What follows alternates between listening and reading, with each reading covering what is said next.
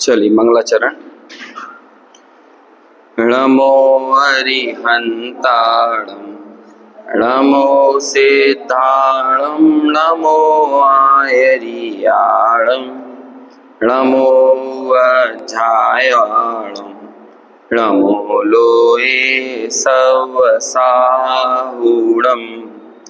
मंगलम भगवान वीरो मंगलम गौतमो गणी मंगलम कुंद कुंदाद्यो जैन धर्मोस्तु मंगलम सर्व मंगल मांगल्यम सर्व कल्याण कारकम प्रधानम सर्वधर्मानां जैनम जयतु शासनम जैनम जयतु शासनम वंदितु सर्वसिद्धे धूमचलमणो वमं गदिं पत्ते वोच्छामि समय पाहुड मृण्मो सुध केवली भणिदं नमः समय साराय स्वानुभूत्या चकासते चित स्वभावाय भावाय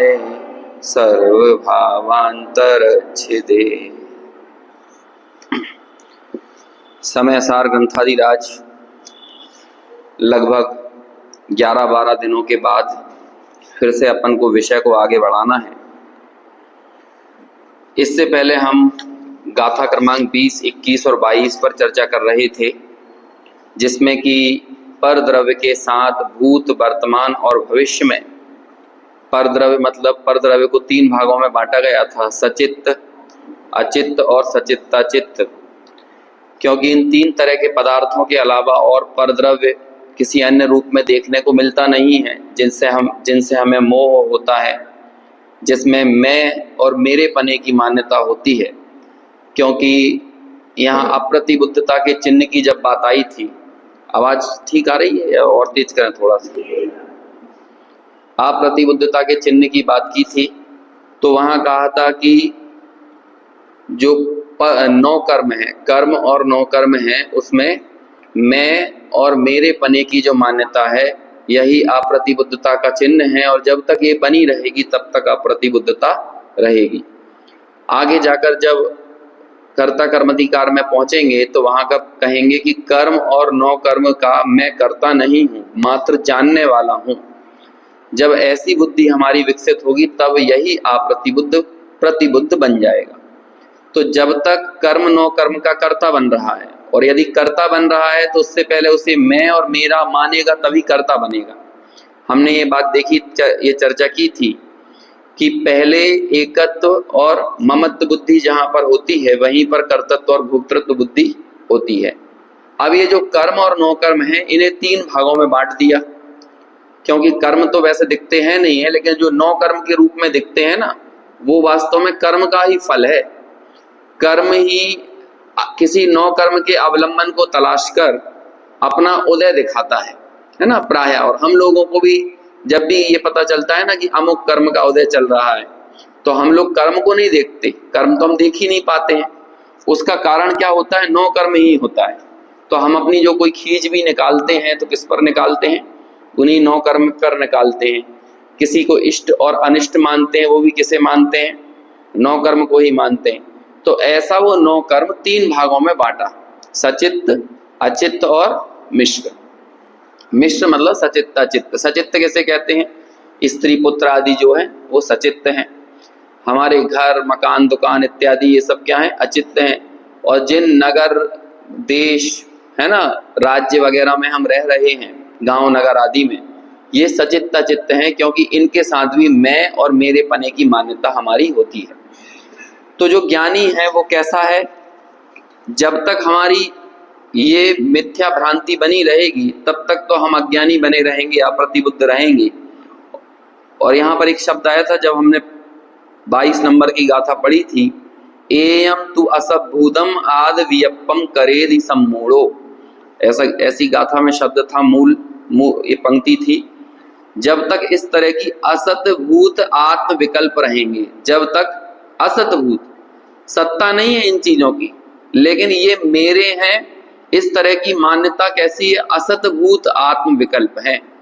जब तक ये असतभूत आत्म विकल्प ये सम्मूढ़ यानी अज्ञानी जीव करता रहेगा, तब तक उसकी इस तरह की अप्रतिबद्धता बनी रहेगी। और जो ज्ञानी है वो ऐसी मिथ्या भ्रांति को, मिथ्या आत्म विकल्पों को छोड़ देगा और इससे वो ज्ञानी बन जाएगा। असद्भूत इसलिए कहा कि ये मेरा है, ये असद्भूत है, ये अपनी जगह पर है और मैं ज्ञान अपनी जगह पर है। ज्ञान भिन्न है और नौ कर्म भिन्न है, लेकिन ज्ञान और नौ कर्म को एक में एक मानना ये असद्भूत मान्यता है। और ये पूर्व में मेरा था, ये भी असद्भूत मान्यता है। ये वर्तमान में मेरा, ये असद्भूत है। ये भविष्य में मेरा होगा, ये भी असद्भूत है। इसलिए इन्हें कहा असद्भूत आत्म विकल्प। और हमने इस पर बहुत चर्चा की थी, कई उदाहरण भी देखे थे कि कैसे हम या तो भूतकाल में ही की कल्पनाओं में खोए रहते हैं या भविष्य की योजनाएं बनने में लगे रहते हैं, और इन भूतकाल और वर्तमान, भूतकाल और भविष्य की चिंताओं में या कल्पनाओं में हम हमारे वर्तमान को यूं ही बर्बाद करते रहते हैं, जबकि वर्तमान तो पकड़ में आने वाला है नहीं। जब यहाँ कह रहे हैं कि जब वर्तमान में ही वो मेरे नहीं है, तो भूतकाल में और भविष्य में होने का भी सवाल पैदा होता नहीं है। तो इसलिए उन्हें कहा था असद्भूत आत्म विकल्प, है ना। अब यहाँ पर जब अप्रतिबुद्धता का लक्षण बताया और प्रतिबुद्ध किसे कहते हैं, ज्ञानी कौन है, इसका लक्षण बताया, उसके बाद अब अमृत चंद्राचार्य बहुत सुंदर कलश लिखते हैं, जो कि इसका बहुत प्रसिद्ध कलश भी है। इसका हम पद्यानुवाद भी पढ़ेंगे, पद्यानुवाद भी बहुत प्रसिद्ध है इसका। पहले अपन संस्कृत में इसे पढ़ते हैं, फिर साथ ही साथ में इसका हिंदी भी आपको पढ़ के दिखाऊंगा। आगे जो जो कलश आने वाले हैं बहुत अच्छे कलश हैं। हाँ, देखिए कलश क्रमांक 22। मैं बोलता हूं यहां से एक एक लाइन, आप उसे दोहराना। त्यजतु जगदिदानीं मोह मा जन्म लीलम,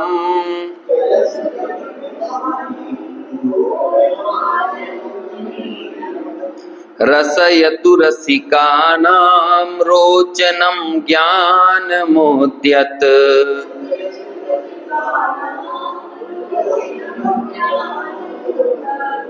एह कथमपि नात्मा नात्मना साक में कहा,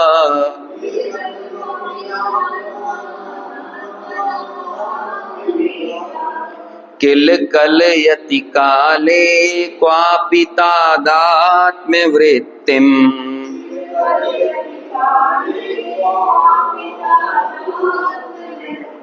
देखो इसका अनुवाद पढ़ता हूं मैं, आपने सुना होगा इसे।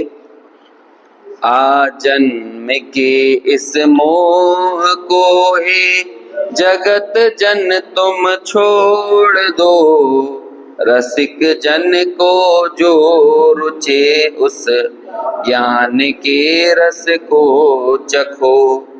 तादात्म्य पर के साथ जिनका कभी भी होता नहीं, अर स्वयं का ही स्वयं से अन्यत्व भी होता नहीं। देखो क्या कहते हैं। अब अमृत चंद्राचार्य थोड़े से भावनात्मक तौर पर हम सब लोगों से अपने करुण स्वर में एक निवेदन करते हैं, और ये अमृत चंद्राचार्य की इस पूरे समय सार में, इस समय सार की आत्मख्याति टीका में यही शैली रही है। वो कहते हैं कि देखो अनादिकाल से इस जीव ने क्या किया है, हमने आपने, ये अत्यंत वात्सल्य जब जगत के जीवों के प्रति आचार्य का प्रकट होता है, तो कहते हैं कि हे जगत के जीवों, है ना, जगत इदानीम, है ना, क्या कहा, जगत इदानीम, या फिर कहेंगे इदानीम त्यजतु।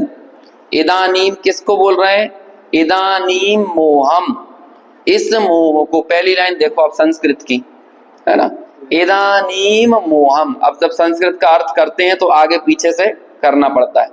इदानीम मोहम, और उसे कह रहे हैं कैसा मोह है, ये मोह, इदानीम यानी ये मोह कब से है, आजन्म लीलम। अब इस एक जगह इसका पाठ ऐसा मिलता है श्लोक का, लीड़ की जगह लीन मिलता है, आजन्म लीनम, और यहां पर क्या लिखा हुआ है, आजन्म लीलम। अब लीन यानी तो ये होता है कि हम अनादि काल से मोह में मग्न हैं। लेकिन लीड़ का अर्थ बहुत अच्छा होता है। एक लीड़ का यदि अर्थ करें, लीड़ यानी होता है लौटना।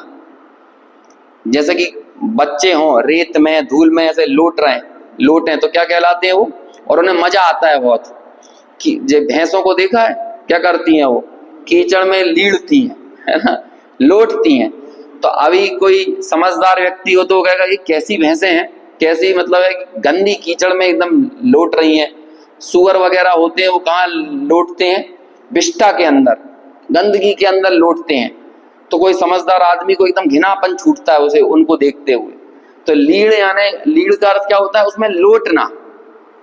ऐसे ही यहाँ कह रहे हैं कि हे जगत के जीवों, तुम क्या अनादिकाल से मोह में लोटने जुटे हुए हो, है ना। मोह में क्या कहेंगे उसे, उसी में ही कूद रहे हो, उसी में ही इतने मगन बने हुए हो। तो लीड़ का अर्थ थोड़ा और गहरा होता है। लीन शब्द को और गहराई से बताना। अभी देखो लोगों से यदि आप कहोगे कि थोड़ा सा स्वाध्याय वगैरह के लिए समय निकालो, जिन मंदिर के लिए समय निकालो, तत्व चर्चा के लिए समय निकालो, तो वो अपने मोह को ऐसे प्रस्तुत करते हैं सामने, मतलब कहते हैं वो मोह इतना जरूरी है कि तुम्हारा स्वाध्याय वगैरह कोई जरूरी नहीं है। अभी क्या करें, हमारी बहू का बेटा छोटा सा है ना, हमारा बच्चा छोटा है, हमें उसको देखना पड़ता है, उसको कोई संभालने वाला नहीं है। मतलब उस चीज को, अरे उसे अपनी मजबूरी और कमजोरी की तरह दयनीय भाषा के साथ बताओ तो समझ में आता है। लेकिन अभी आप उसे क्या कहते हैं, इतनी मगनता के साथ, इतने उत्साह और रस, जैसे उसमें से रस झर रहा हो, इस तरह से प्रस्तुत करना ये शोभा नहीं देता है। अभी दुकान का समय वही रहता है, ग्राहकी का समय वो रहता है, सीजन का समय वो रहता है, इस तरह से बोलते हैं ना। तो क्या बताना चाह रहे हैं कि हमें उसमें आनंद इतना है, असली मजा तो उधर ही आ रहा है। अभी जब वहां का थोड़ा सा मजा यदि ढीला पड़ेगा तो हम तुम्हारे इस स्वाध्याय की चर्चा को सुनने आएंगे, उससे पहले हम नहीं आने वाले इसे सुनने। क्यों? क्योंकि वहां मगनता विशेष है। तो अभी क्या कर रहा है, जैसे कोई सूकर से बोले कि भैया साफ स्वच्छ पानी में चले जाओ, तो वो क्या बोलेगा जगत के जीवों से जो उसे समझाएंगे ऐसा, तो कहेंगे अरे यहाँ का आनंद तुम क्या जानो। ऐसे हम लोग जब मुनिराज हमको शुद्धात्मानुभूति का उपदेश देते हैं और हम वो शुद्धात्मानुभूति के उपदेश को अस्वीकार करते हैं या उसे स्वीकार करने में कई तरह के बहाने बनाते हैं, तो वास्तव में हम उन्हें यही बताना चाह रहे हैं कि प्रभु मुनिपने में क्या आनंद है, असली आनंद तो यहाँ पे है। एक बार आप भी तो जरा अपनी तिजोरियों को भर के देखो, तब पता चलेगा कि असली आनंद क्या है। हाँ क्या, हाँ बहु, अब लीड़ को इतना और समझ लीजिए कि इतना गहरा अर्थ है लीड़ शब्द का कि उसमें आप लौटते कहाँ पे हैं, कोई भी व्यक्ति कहाँ लौटेगा। जैसे कि अच्छा डल्लब का गद्दा मिल जाए, अच्छी ठंडा एसी वेसी चल रहा हो, तो ऐसा लगता है ना कि अब तो यहीं पड़े रहो, तो कोई काम के लिए कोई ना बोले हैं, और खूब मगनता के साथ बढ़िया चद्दर रजाई ओढ़ के यदि कोई सो रहा हो, तो चैन से और आनंद से कहाँ सो सकता है व्यक्ति। जहां पर सुख बुद्धि पड़ी होगी वहीं तो होगा ना। अभी अनादिकाल से हम मोह में ही लीड़ रहे हैं, मोह में ही मगन हो रहे हैं, तो बिना सुख बुद्धि के लीड़ सकते हैं। लीन शब्द में जानबूझ के नहीं बोल रहा हूं, इसमें ये जो पद्यानुवाद है ना, इस पद्यानुवाद के ऊपर जो संस्कृत श्लोक लिखा है उसमें लीनम शब्द है, लीनम है ना, लेकिन जो हम प्राकृत से पढ़ रहे हैं यहाँ पर क्या शब्द है, लीड़म। तो लीड़ और लीन वैसे दोनों के वाच्यार्थ देखोगे तो एक जैसे हैं, लेकिन लीड़ शब्द में जो गहराई है वो लीन में इतनी लीन शब्द तो हम सुनते रहते हैं और कहाँ लीन हो कहाँ मगन हो, लेकिन लीड़ शब्द में क्या होगा, कहाँ लौट रहे हो। हे जगत के जीवो, अमृत चंद्राचार्य अत्यंत प्रेम से, वात्सल्य से, करुणा से जगत के जीवों के दुख उनसे देखे नहीं जाते। तब ये कहते हैं हे जगत के जीवों, अभी तक तुमने अनादिकाल से क्या किया, या तो तुम सचित्त पदार्थ के मोह में लीड़ रहे हो, या अचित्त पदार्थ के मोह में लीड़ रहे हो, या फिर काय में लीड़ रहे हो, सचित्ता चित्त के। मेरा देश मेरा शहर, हम लोग जब जयपुर में पढ़ते थे तो कई प्रदेशों के बच्चे वहां पर पढ़ते थे, महाराष्ट्र का, कोई तमिलनाडु का, कोई कर्नाटक का। तो कई बार दो बच्चों के बीच में इस बात पर ही लड़ाई हो जाती थी कि दूसरे ने मध्य प्रदेश की कुछ कमियां बता दी और एक ने महाराष्ट्र की कोई कमी बता दी, तो महाराष्ट्र मध्य प्रदेश वालों में लड़ाई हो जाती। अब वो क्या हो रहा है, मध्य प्रदेश से उसे रह रहे हैं राजस्थान की जमीन पर और लड़ रहे हैं काय के लिए, मैं मध्य प्रदेश वाला और तुम महाराष्ट्र वाले। तो हम लोग वहां रहते हुए भी भले राजस्थान में, लेकिन लीड कहां पर रहे हैं, लोट कहां पर रहे हैं। ये सचित्ता चित्त का मोह, सचित्ता चित्त है ना। मध्य प्रदेश क्या हुआ मेरे लिए, मैं मध्य प्रदेश वाला, मैं मध्य प्रदेश वाला। ऐसे ही जो विदेशों में लोग रहते हैं, अब भारत से चले गए, लेकिन उनका मैं भारत ये वाली मानसिकता निकलती नहीं है। और यद्यपि देश में भी क्या होता है, ऐसे राष्ट्रवाद को महिमा मंडित किया जाता है। ये बड़ी बड़ी चुनावी पार्टियां जो होती हैं, तो वो क्या चुनावी रैलियों में जो राजनीतिक दल होते हैं वो क्या करते हैं, वो लोगों के उसी अहंकार को पुष्ट करते हैं कि तुम हिंदू हो, हिंदुत्व के नाम पर वोट दो, भारत के नाम पर वोट दो, है ना, डेवलपमेंट के नाम पर वोट मत दो, है ना। तो बार बार कहते ये हैं कि हम वोट डेवलपमेंट के नाम पर मांगेंगे, लेकिन सब मांगते काय के नाम पर हैं, व्यक्ति के अपने अपने जो मोह पड़े हुए हैं, उनकी अहम बुद्धि जहां पर पड़ी हुई है उस चीज को टटोलेंगे। कोई जाट है, किसी को SC ST OBC वर्ग की कुछ सुविधाएं देना हो, तो इस तरह से मुस्लिम को मुस्लिम तुष्टीकरण किया जाएगा, हिंदुओं का हिंदू तुष्टीकरण किया जाएगा। क्यों? क्योंकि ये अपने अपने मोह में वो लीड रहे हैं। ऐसे ही हम सब भी अपने अपने मोह में लीड रहे हैं। अब ये तो हमें खुद अपने जीवन के अनुभवों से उन्हें देखते हुए स्वयं विचार करना पड़ेगा कि हम किस जगह पर इतनी मगनता के साथ, तन्मयता के साथ लीड रहे हैं। मेरा घर, मेरे बच्चे, मेरे पुत्र, मेरी नौकरी, मेरा व्यवसाय, मेरा ज्ञान, 8 प्रकार का मद सब यहीं लगा लेना। ज्ञानम पूजाम बलम जातिम, है ना, यही है ना, ज्ञानम पूजाम बलम जातिम तपम, नहीं उल्टा बोल दिया। ज्ञान का मद, पूजा का मद, बल का मद, रिद्धि का मद, जाति का मद, कुल का मद, ये 8 वो आश्रय हैं जिनके मोह में हम लीड़ते हैं। या तो कुल के मोह में लीड़ते हैं, है ना, हमारा कुल इतना बड़ा कुल है, हमारी जाति ऐसी है, हम इतनी विशेष रिद्धियों के धारी है। रिद्धि मतलब तप, मुनिराजों के लिए वही रिद्धि कहा जाने लगता है, क्योंकि मुनिराजों को रिद्धि विशेष प्रकट होती है। और हमारे लिए हम छोटी सी क्रिया कर लें, मैं इतना एकासन करता हूं, मैं इतने सालों से मैंने कभी भी अष्टमी चतुर्दशी का उपवास बंद नहीं किया या एकासन नहीं छोड़ा, मैंने आज तक अष्टमी चतुर्दशी की हरी नहीं खाई। अच्छी बात है, नहीं खाई, लेकिन उसमें लीड क्यों रहे हो, उसमें इतनी अहम बुद्धि क्यों धारण कर रहे हो? अहम तो आत्मा में स्थापित करना था, लेकिन हमने कहाँ स्थापित कर लिया, किसी क्रिया विशेष में, है ना। कितने कमाल की बात है, हम भले ज्ञान को क्रिया से भिन्न जानते रहें, लेकिन जब भी हम हमारा माथा फोड़ेंगे तो कहाँ फोड़ेंगे, किसी ना किसी क्रिया में ही फोड़ेंगे। हमें दिखेगा कोई ना कोई चद्दर, हमें दिखेगा अठफेरा घी, है ना। अरे जब आप सावध्य का त्याग करोगे, सावध्य क्रियाओं का त्याग करोगे, तो ये सहज होने वाले काम हैं, लेकिन इनमें उपादेय बुद्धि नहीं होती है। जब आप हिंसक पदार्थों से बचोगे तो आपका स्वयं भोजन आदि मर्यादित होता है, लेकिन उस मर्यादित भोजन में अहम बुद्धि धारण करके कोई उसी का अहंकार पाल ले, तो कहते हैं इससे आत्मार्थ पुष्ट नहीं होता। हम वहां रहकर भी किसी ना किसी मोह में ही लीड़ रहे हैं, ऐसा यहाँ पे कहते हैं। तो वही यहाँ कह रहे हैं कि हे जगत के जीवों, तुम आखिर कब तक, अभी आगे जाकर एक श्लोक ऐसा आएगा जहां पर कहेंगे 6 महीने के लिए तुम क्या करो, बस अब आत्मार्थी बन जाओ। 6 महीने के लिए, 6 महीने के लिए एक टक होकर, है ना, इस शुद्धात्मा का विचार कर लो। और अभी इसके बाद मेरे हिसाब से 23वां या 24वें नंबर का श्लोक आएगा, वो तो और भी सुंदर है, बहुत फेमस है। आई कथम अपि मृत्वा तत्व कौतूहलीसन, ऐसा कहेंगे ना, कहेंगे कि उसमें तो कहेंगे अंतर मुहूर्त के लिए तुम बस पड़ोसी बन जाओ अपने शरीर के। अब हमारे पास सोचो अंतर मुहूर्त का समय भी नहीं है, आचार हमसे कितना टाइम मांग रहे हैं, अंतर मुहूर्त के लिए इसके पड़ोसी बन जाओ। कह रहे हैं आजन्म से तुम जिस मोह को पोस रहे हो वो तो चल ही रहा है, वो तो तुम कर ही रहे हो, लेकिन इतना सब करने के बाद तुम्हें मिला क्या? आजन्म से इस मोह की पुष्टि करने से हासिल तो कुछ नहीं हो रहा, दुखी हो रहा है। जिन बच्चों को हम इतनी तन्मयता के साथ पालते हैं, कालांतर में वो बच्चे थोड़े से हमसे विपरीत परिवर्तन करने लगे, तो हमारे मन में कैसी खींच पैदा होती है, और हमें क्या याद आता है, देखो हमने इनके लिए इतना किया, लेकिन यही बच्चे हमसे एकदम विपरीत परिवर्तन करने लगे। अभी वहां से उल्टा हमें रिटर्न गिफ्ट क्या मिलता है? दुखी मिलता है। क्योंकि हर व्यक्ति अपने अपने सुखों में कैसा हो जाता है, तन्मय हो जाता है। सब आप अपने पुत्र पुत्री परिवार जनों के लिए चाहे कितना ही कर दो, बाद में उनको उनके पंचेंद्रिय के विषय मिलेंगे तो वो वहीं पर मगन हो जाएंगे, उन्हें आपकी परवाह रहने वाली नहीं है। और एक समय के बाद हम उनके लिए अप्रासंगिक हो जाते हैं सबके लिए। जैसे कि हमने हमारी बहन के लिए कुछ किया, कल को बहन का विवाह वगैरह किसी उत्तम स्थान पर हो जाए तो वो अपने जीवन में मग्न है। हाँ, यदि वो दुखी होगी तो आपको याद करेगी, है ना।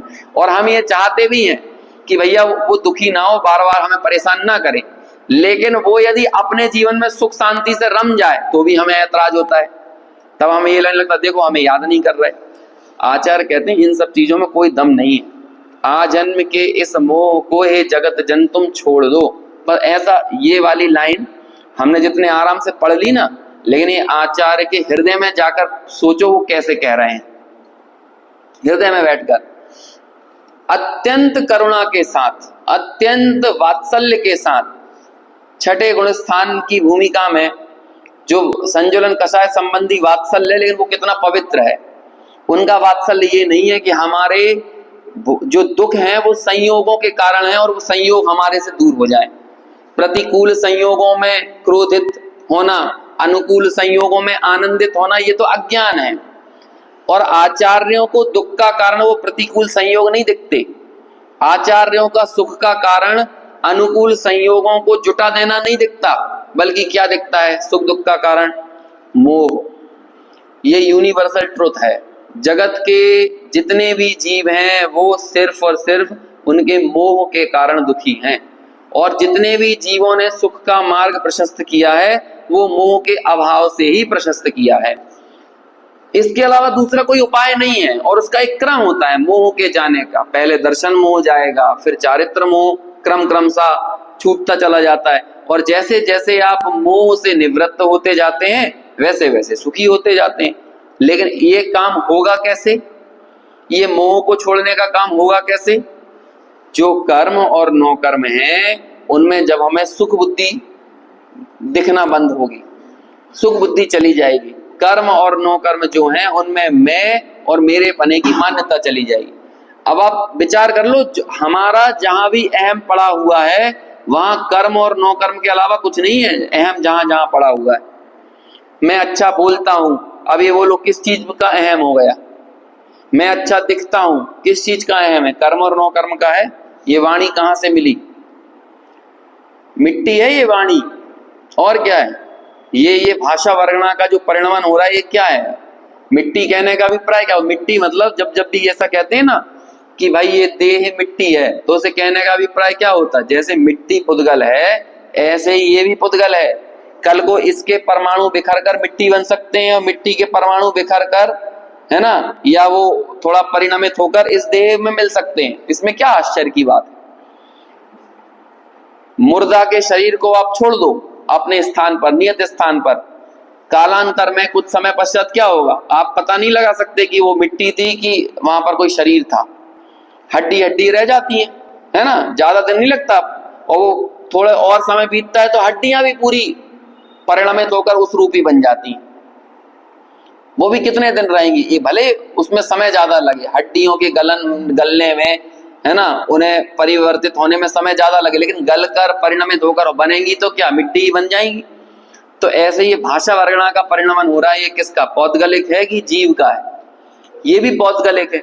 अब यदि मैं इसमें ये मान लूं कि देखो मैं अच्छा बोलने वाला, मैं अच्छा दिखने वाला, है ना, मैं अच्छा गाने वाला, ये सुस्वर दुस्वर करके जो प्रकृतियां होती हैं जितनी भी हैं, अरे यशस कीर्ति अयशस कीर्ति जैसी प्रकृतियां, ये भी क्या है? ये भी पुद्गल है। ये भी इनका भी तो कर्म का संयोग हुआ ना। अयशस कीर्ति यशस कीर्ति आदि प्रकृतियों का हम किस चीज में मगन हो गए? अपने यश में, अपनी प्रतिष्ठा में, अपने अपयश में। और हमारा ये मेरी प्रतिष्ठा, मेरा सम्मान, मेरी वाणी, मेरा घर, मेरा परिवार, अब यहां से आप बढ़ाते चलो जहां जहां तक जाओगे वो सारी अहम बुद्धि किस चीज में मिलेगी? पौद्गलिक है, पुद्गल में ही है। और ऐसा ये पौद्गलिक वस्तुओं में, पर द्रव्य में मैं और मेरे पने की मान्यता, यही मोह का चिन्ह है। आचार्य कहते हैं इस मान्यता ने सिर्फ और सिर्फ अनादिकाल से तुम्हें दुख दिया है और कुछ नहीं दिया। मैं अमुक प्रकार की आवाज चाहता था, वैसी आवाज नहीं आई। मैं अमुक प्रकार का गाना चाहता था, कहीं गीत संगीत, यदि मैं वैसा नहीं गा पाया तो वो बाद में क्या होऊंगा, बाद में दुखी ही तो होने वाला हूं। सुख के धरातल के नीचे जो हमारे काल्पनिक सुख की परिभाषाएं हैं, उस सुख के धरातल के नीचे आपको दुखी लहलहाता हुआ दिखेगा। और वो सुख भी काल्पनिक क्यों कहा, क्योंकि आद व्यपम, हमने पहले इससे पहले गाथा में पढ़ा था ना, असतभूतम आद व्यपम, असतभूत पदार्थों में मैं और मेरे पने के आत्म विकल्प किए और ऐसी मेरी अप्रतिबुद्धता ही मेरे दुख का मूल कारण है। क्योंकि कालांतर में जब वहां से उपेक्षा होगी तो मुझे दुख मिलने वाला है। दुख क्या है, विपरीत स्थान पर की गई अपेक्षा। विपरीत स्थान मतलब जो मैं नहीं और जो मेरा स्वरूप नहीं, ऐसे विपरीत स्थानों से की गई अपेक्षा उपेक्षा में बदलती है। उस उपेक्षा से क्या होता है, दुख होता है, और वो दुख ही संसार है। अब आप देखो जहां जहां भी हम दुखी होते हैं, लोगों से लिस्ट बनवा लो दुख की, आप क्यों दुखी हो, तो वो क्या क्या बताएंगे, हमारा शरीर साथ नहीं देता। तो शरीर से पहले आपने अपेक्षा की, और अपेक्षा कहां पर की, वो आपके स्वभाव के अनुकूल था कि स्वभाव से विपरीत था। शरीर स्वभाव के विपरीत है कि स्वभाव के अनुकूल है, विपरीत है। क्यों विपरीत है, क्योंकि ये पौद्गलिक है, ये सचित्त अचित्त या मिश्र में से ही कोई एक है ना। अब मैंने इस विपरीत स्थान पर अपेक्षा की और मेरी इस अपेक्षा का क्या हो गया, उपेक्षा हो गई। और होती है सबकी ही, कभी ना कभी थोड़े बहुत समय के लिए यदि हम अच्छे रह जाते हैं ना तो हमें थोड़ा सा गुमान हो जाता है, लेकिन अपन ही महसूस कर लो। अरे बनारसी दास जी ने इसमें पद लिखे हैं बहुत अच्छे, उसमें ऐसा लिखा एक जगह, एक रात नींद ना हो पाए ना तो पूरी कांति मुरझा जाती है। एक रात मत सो आप, बस जो हम जीवन भर खूब अपने शरीर को पोत के लीप के और सुंदर बनाने की चेष्टा करते हैं ना, आप बस एक रात मत सो। कभी कभी ऐसा होता है ना, जैसे अभी हम गए थे दुबई तो रात भर जागना पड़ा क्योंकि अर्ली मॉर्निंग 4:45 बजे की फ्लाइट थी। तो अभी 2-3 घंटे पहले से वो चेक इन वैक इन और वो सब काम होता है, तो अभी रात भर आप सो नहीं पाते, तो अगले दिन कुछ करने का मन नहीं होता। फिर तो साक्षात स्वर्ग के सुख भी सामने आ जाए ना, और एक रात यदि ना सो पाओ तो फिर उन चीजों को देखने भोगने का मन नहीं होता, फिर तो ऐसा लगता है बस नींद मिल जाए। अब बोलो क्या होगा। ये तो शरीर की स्थिति है जिसे हम इतना पाल के पोस के इसे अपने अनुकूल बनाए रखने की चेष्टा करते हैं, लेकिन जरा सा विपरीत परिणमन होता है, जरा सा इस शरीर के अनुकूल इसे संयोग प्राप्त नहीं होते, उतने में ये मुरझा जाता है। थोड़ा सा ज्यादा खा लो तो ये शरीर शिथिल पड़ जाता है, तो खाना ना मिले, एक आध दिन खाना ना मिले तो शिथिल पड़ जाता है। अब ऐसी तो कमजोरियां हैं इसकी। अब आप सोच रहे रोज इस गड्ढे में डालना पड़ रहा है, इसमें रोज आपको कुछ ना कुछ पोषण डालना पड़ता है, इसके अनुकूल कितनी सारी व्यवस्थाएं जुटाना पड़ती हैं, तब जाकर ये परिणमित होता है। लेकिन जो ज्ञानी धर्मात्मा होते हैं वो यही तो कहते हैं, जब श्रीमद जी ये कहते थे ना कि मेरे पास तो 2 बगीचे हैं, मैं जब इस बगीचे को पोसता हूं तो मेरा आत्म बगीचा मुरझाता है, लेकिन मेरा वास्तविक बगीचा कौन सा है, जहां पर मेरे आत्म गुणों की कलियां लहलहा रही हैं, खिल रही हैं, तो वो तो मेरा आत्म बगीचा है। तो जब मैं उसको पुष्ट करता हूं तो डेफिनेटली दूसरा बगीचा तो मुरझाएगा ना, क्योंकि मेरे पास उपयोग का खाद पानी तो लिमिटेड है। अब ये उपयोग का खाद पानी या तो मैं शरीर में डाल दूं, या ये उपयोग रूपी खाद पानी से मैं अपने आत्मार्थ को पुष्ट करूं, अपने ज्ञानानंद स्वभाव को पुष्ट करूं। तो बस इस कारण से दूसरा बगीचे की उन्हें परवाह रहती नहीं है। ऐसे ही मुनि राजों के जीवन में होता है। तो अब वो तप सहज पलता है, वो जो क्रियाएं जिन्हें देखकर हम आकर्षित होते हैं ना, वो क्रियाएं सहज पल रही है। कैसे सहज पल रही है, क्योंकि उनमें सुख बुद्धि चली गई, मैं और मेरे पने की मान्यता चली गई, कर्तृत्व और भोक्तृत्व का परिणाम चला गया। तो अभी क्या होने लगा, सहज में वो क्रियाएं होती हैं, सहज में उन मुनिराजों के अनशन ऊनोदर है ना, जो भी उनके बाह्य तप हैं या अंतरंग तप हैं, जिससे भी हमारे साम्य भाव को बल मिलता है, वो कार्य आप करते जाइए, वो सारे कार्य ज्ञानियों के करने योग्य कहे हैं। और वही सब ज्ञानियों का चरणानुयोग है। चरणानुयोग की आप अलग से क्या परिभाषा बनाएंगे? जिससे समता में वृद्धि हो, है ना, ये तो अपनी व्यक्तिगत बात हो गई। और पर द्रव्य, पर जीवों की अपेक्षा देखें तो जिससे हिंसा नहीं हो, और हिंसा नहीं होने में भी मूल बात अपनी है, आत्मा में राग की उत्पत्ति होना हिंसा है, और राग की उत्पत्ति नहीं होना ये अहिंसा है। तो जिससे आप साम्य भाव की तरफ बढ़ते हो और सावध क्रिया से बचते हो, वो क्या कहलाने लगता है? वो चरणानुयोग कहलाने लगता है। ऐसे चरणानुयोग को पालने के लिए मुनिराज अलग से एफर्ट करते हैं, या वे एकमात्र अपने ज्ञान भाव को पुष्ट करते हैं, तो चरणानुयोग सहज ही पलता चला जाता है। ऐसे चरणानुयोग के, उग्र चरणानुयोग के धारक, क्योंकि छठे सातवें गुण स्थान वाले मुनिराज कैसे होंगे? वे अमृतचंद्राचार्य हमारे सामने ये लिखते हैं, जगत के जीवों के प्रति अनुनय विनय करते हुए वे हमें संयोगों से सुखी दुखी नहीं करना चाहते, बल्कि क्या कहते हैं? हे जगत के जीवों, यदि सुखी होना चाहते हो तो आजन्म के इस मोह को तुम छोड़ दो। जो अनादि काल से मोह में लौट रहे हो ना, इसे बंद करो। बच्चों को नए कपड़े पहना दो और वे जाएं और धूल में लौटने लगें, तो वो मम्मी क्या करती है? पहले तो गुस्सा आती है। ऐसी गुस्सा अमृतचंद्राचार्य को भी आएगी। गुस्सा आएगी मतलब कुछ एक जगह पर वो ऐसे कहेंगे, कैसे मूर्ख हो, वो आगे जाकर अंधा कहेंगे, अंधा, कैसे अंधे हो, पागल हो, नपुंसक हो, ऐसा कह देंगे। अभी क्या कहेंगे वो? हम तुमको इतना, हमने तुम्हें अच्छे नए नए कपड़े पहनाए, जैसे माँ बोले ना बच्चे को, अच्छे नए कपड़े पहनाए थे किसी अच्छे सुंदर से फंक्शन में जाने के लिए, जहां पर तेरी वाकई में ख्याति होगी, लेकिन तू वहां तो ना जाए, वो बढ़िया अच्छे से कपड़े पहन के तू जमीन में धूल में लौटने लगे, तो फिर उसे क्या कहोगे? कैसा बेवकूफ है ना? करुणा भी आएगी उस बच्चे पर, और थोड़ा सा क्षोभ भी आएगा, क्रोध भी आएगा। ऐसे ही संजुलन कसाय के ज्ञानी, संजुलन कसाय वाले जो मुनिराज हैं, वैसे तो उनको बहुत तीव्र कोई कषाय तो आती नहीं है, और तीव्र आग्रह भी नहीं होता कि हम तुम्हें जो बता रहे हैं वो तुम मान ही लो, ऐसा आग्रह नहीं होता उन्हें। लेकिन फिर भी जो उनकी भूमिका के अनुसार जो तत्व का वे अनुभव करते हैं, ऐसे इस तत्व की अनुभूति जगत के प्रत्येक जीवों को हो, ये भावना उनके चित्त में रहती है। तब वे ये कहते हैं, हे जगत के जीवों, आजन्म के इस मोह को तुम छोड़ दो। आजन्म से जिसमें लौट रहे हो ना, आजन्म मतलब जब से तुम्हारा जन्म हुआ है। अब हमारा जन्म कब से हुआ है? अनादि काल से।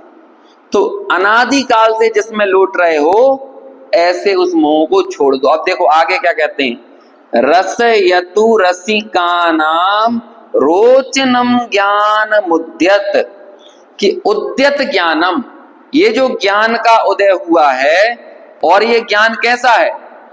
रस यतु रसिका नाम, जो रसिक है ना, रसिक, उन रसिक जनों के लिए सबसे ज्यादा रुचि का विषय है ये। रसिक जनों, रस यतु रसिका नाम, रसिक जनों का रस आत्मा से आता है। जो रसिक, यहाँ पर रसिक किसे कह रहे हैं? जिन लोगों के, जो लोग आत्मा की उपलब्धि किए हुए हैं ना। रसिक मतलब होता है पांच परमेष्ठी, रसिक मतलब होता है ज्ञानी, सम्यक दृष्टि, वो होता है रसिक। वास्तविक रसिया वो कहलाता है कि वो जिस रस को ले रहा है ना, उस रस से कभी अघाए ना। अब हम बताओ, हम रसिया कहलाते हैं, हम संगीत के बहुत रसिया हैं, लेकिन दुनिया का एक संगीत का रसिया ऐसा बताओ जो संगीत से कभी अघा ना जाए। अफरना बोल देना, अफरना, अफरो नहीं, अफरना बोल देना, जब जिसके बाद पूरा ना पड़े, बिल्कुल पार ना होए। यदि संगीत का तुम्हें रस आता हो ना, तो सुनते ही रहना 24 घंटे 48 घंटे, जब तक भी संगीत बजे सुनते रहो। लेकिन वो सुन सकता है? भोजन का रसिया हो कोई, बोलो, भोजन का रस लेते रहते कभी ऐसी स्थिति बनेगी कि वो अघाए ना? उससे भी अघा जाएगा। ये प्रवचन सुनने का कोई रसिया हो, है ना, बोलो, इससे ऐसी स्थिति बनेगी कि अघाव ना है। थोड़ा सा 5-7 मिनट यदि अभी अपना ज्यादा हो जाता है ना, तो इसमें लगने लगता अब हार गए, अब बस बंद करो। तो कहते हैं ये रस असली रस नहीं है, इसमें तो परद्रव्य का अवलंबन है। असली रस क्या है? असली रसिया कौन है? कि जो उस रस को लेते लेते कभी अघाए ना अफरे नहीं। ऐसे कौन है? 5 परमेष्टियों का रस कहां से आ रहा है? सिद्धों का रस कहां से आ रहा है? तो असली रसिया कौन है?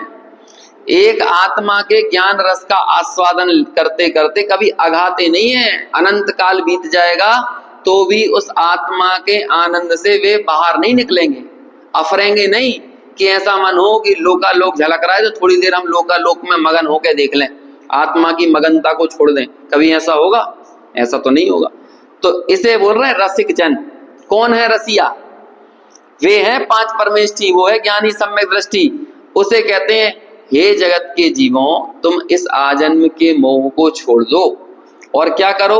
रसिक जन की जो रुचि का विषय है, रसिक जनों का रस जहां से झरता है, ऐसे उस रोचनम ज्ञान मुद्यत, ऐसे उस ज्ञान के रस का, जो उदित ज्ञान है ना, जो प्रकट ज्ञान है, ऐसे उस ज्ञान के रस का आस्वादन करो। रस यतु यानी उसका रस लो, उसे भोगो, उसका आनंद लूटो। किसका आनंद लूटो? ज्ञान रस का। और किसका मोह छोड़ो? सचित, अचित और मिश्र अथवा कर्म नो कर्म। फिर देखो क्या कहते हैं, एह कथमपि नात्मा नात्मा साक में कहा। क्या कहते हैं?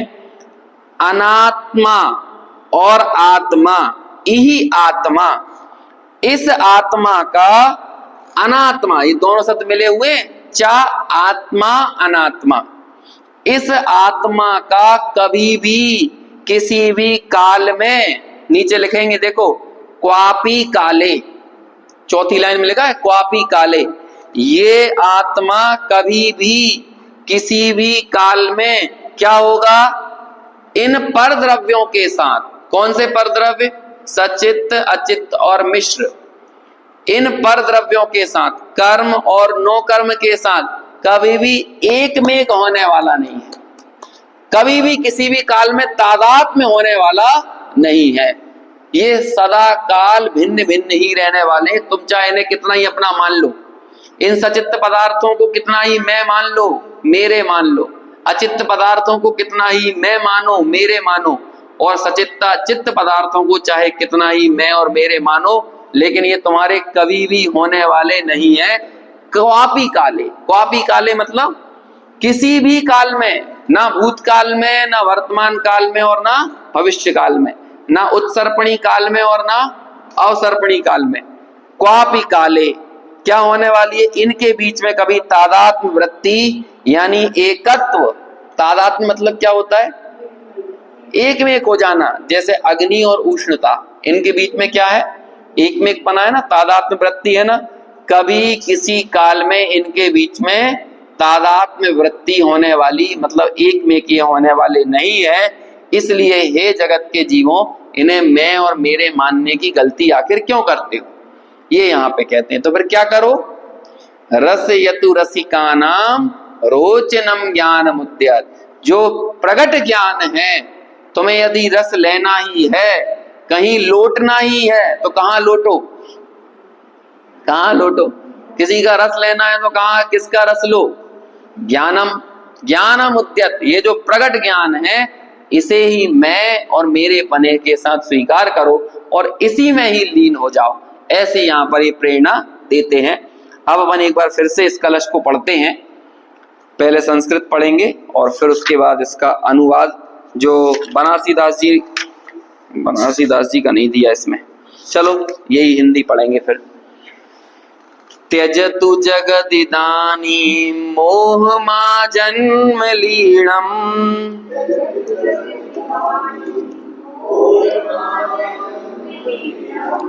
रसयतु रसिकानां रोचनं ज्ञानमुद्यत।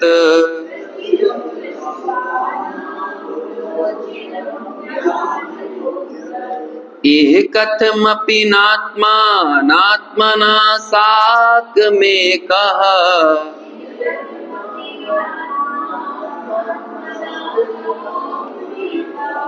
किल कलयति काले क्वापि तादात्म्य वृत्तिम्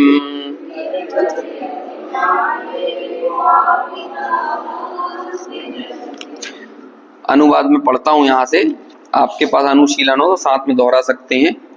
आजन्म के इस मोह को ही जगत जन तुम छोड़ दो, रसिक जन को जो रुचे उस ज्ञान के रस को चखो। तादात्म्य पर के साथ जिनका कभी भी होता नहीं, अर स्वयं का ही स्वयं से अन्यत्व भी होता नहीं। देखो दोनों बातें यहाँ पर कही कि पर द्रव्य के साथ कभी तादात्म्य नहीं होता और स्वयं की स्वयं के साथ कभी दूरी नहीं होती। ज्ञान की अपने ज्ञायक के साथ कब दूरी हो जाएगी? हम उसे स्वीकार करें अथवा ना करें, लेकिन कभी भी हम हमसे दूर होने वाले नहीं है। यही बात तो पहले कही थी ना, आबाल गोपाल सबको सदाकाल एक चैतन्य राम सुलभ है। हम निरंतर इसका तिरस्कार करते रहें, लेकिन फिर भी ये ज्ञान अमुद्यत, ये प्रगट ज्ञान है, ये तो सदा हमारे साथ है। हम भले निगोद अवस्था में भी चले जाएं, लेकिन वो ज्ञान जो प्रगट है ना, वो हमारे स्वभाव का ही अंश है। वो जितना भी ज्ञान प्रगट है, इस तरह से हम हमारे ज्ञान भाव से कभी पृथक जुदा नहीं होते, उस रूप सदैव रहते ही हैं। भावार्थ पढ़ते हैं। आत्मा पर द्रव्य के साथ किसी प्रकार किसी समय एकता के भाव को प्राप्त नहीं होता। इस प्रकार आचार्य देव ने अनादि काल से पर द्रव्य के प्रति लगा हुआ जो मोह है उसका भेद विज्ञान बताया है और प्रेरणा की है कि इस एकत्व रूप मोह को अब छोड़ दो और ज्ञान का आस्वादन करो, क्योंकि मोह वृथा है, झूठा है और दुख का कारण है। तो इस तरह से जो बात अपनी गाथाओं में आई थी 20, 21 और 22 नंबर की गाथा में, उसी बात को और ज्यादा मार्मिक और प्रेरक ढंग से हमारे सामने यहाँ पर प्रस्तुत किया। इसमें देखो, मैं इस गुरुदेव श्री का एक भाव दिया है, पीछे पढ़ो आप 252 नंबर के पेज पर, छोटा सा भाव विभोर होते हुए प्रवचन रत्नाकर का छोटा सा अंश दिया है अनुशीलन में, उसे अपन पढ़ते हैं और फिर अभी की चर्चा यहाँ पूर्ण करेंगे। मिला 252 पेज पर, उसमें अनुशीलन में 252। हाँ चलो, नहीं हो पास में तो आप सुन सकते हैं। अहो अमृत चंद्राचार्य के कलश बहुत गंभीर हैं, टीका भी बहुत गंभीर है। जिस प्रकार ग्वाला गाय के स्तनों में से दोहन करके दूध निकालता है, उसी प्रकार शास्त्रों में भरे हुए भावों को अमृत चंद्र ने तर्क की ताकत लगाकर निकाला है और टीका में भर दिया। देखो, अमृत चंद्राचार्य के लिए ऐसे भाव विभोर होकर गुरुदेव कहते हैं, जब इन कलशों को, इन टीकाओं को पढ़ते हैं, तो भगवान आत्मा ज्ञान स्वरूप है और राग अचेतन है। चाहे दया दान व्रतादि का विकल्प हो या गुण गुणी के भेद का विकल्प हो, ये सब विकल्प अचेतन हैं। इनमें ज्ञान स्वभाव की किरण नहीं है। चाहे वो शुभ भाव रूप राग हो चाहे अशुभ भाव रूप राग हो, दोनों में ज्ञान भाव की किरण यानी अंश भी नहीं है। इसलिए उस राग का स्वाद छोड़कर इस ज्ञान स्वरूप आत्मा को आस्वादो। भगवान आत्मा में आनंद का स्वाद है। अनादि काल से राग का स्वाद लिया, वह दुख का, आकुलता का स्वाद था, उसमें कुछ भी नया नहीं था। हम जो लग रहा है ना कि एक बार ये एक्सपीरियंस और करके देख लें, एक बार ये खा के देख लें, एक बार यहाँ जाके देख लें, तो कहते हैं भाई अनादि काल से हर स्वाद चख चुके हो, इनमें मत मग्न हो। और जिन जिन स्वादों को चखा है ना जगत के परद्रव्यों के, उन सब से अफर गए हो, अघा गए हो, दुखी हो चुके हो। लेकिन अब एक बार पार्श्ववर्ती मुहूर्तम, एक मुहूर्त के लिए मैं जो चैतन्य भाव का स्वाद लेने का आग्रह कर रहा हूं, एक बार उसका स्वाद लेकर देखो। इसमें कुछ भी नया नहीं है, बल्कि जो भी हमने परद्रव्य का स्वाद लिया वो आकुलता का स्वाद था। यदि कुछ नया करना हो तो ज्ञान को आस्वादो। यदि हमें अपने अनादि काल की संतति में वाकई में कुछ नया करके दिखाना है ना, हमें निरंतर लगता है ना कि कोई नई बात सुनाओ, कोई नया काम करके बताओ, कोई नए काम पर ही हम तालियां बजाएंगे, तो वास्तव में नया काम कौन सा है? इस जगत के सर्व जीवों के लिए कौन सा नया काम है? हमारे आपके लिए है। रोज लगता है ना, आज कोई नई चीज खाने में बनाओ, तो कुछ बना ही नहीं सकते ऐसा नया। और वो नया चीज जो बना के खाओगे ना, तो वो कह रहे हैं वो तुम्हारे कचौड़ी समोसे का स्वाद नहीं है, आकुलता का स्वाद है। हम भोजन कर लें, कुछ देखने चले जाएं, कहीं घूमने चले जाएं, लेकिन हम किसका स्वाद लेके आए? आकुलता का स्वाद लेकर आए। यदि वाकई कुछ नया करना है तो क्या करो? क्या कहते हैं यहाँ पे? ज्ञान को आस्वादो। और वो ज्ञान को आस्वादने के लिए क्या करना है? अरे वो ज्ञानम उद्यत, वो प्रकट ही है, वो उदय को ही प्राप्त हो रहा है, वो छुपा हुआ नहीं है, वो ढका हुआ नहीं है, प्रकट ही है। ऐसे उस ज्ञान का आस्वादन करो, ऐसी यहाँ पर प्रेरणा देते हैं।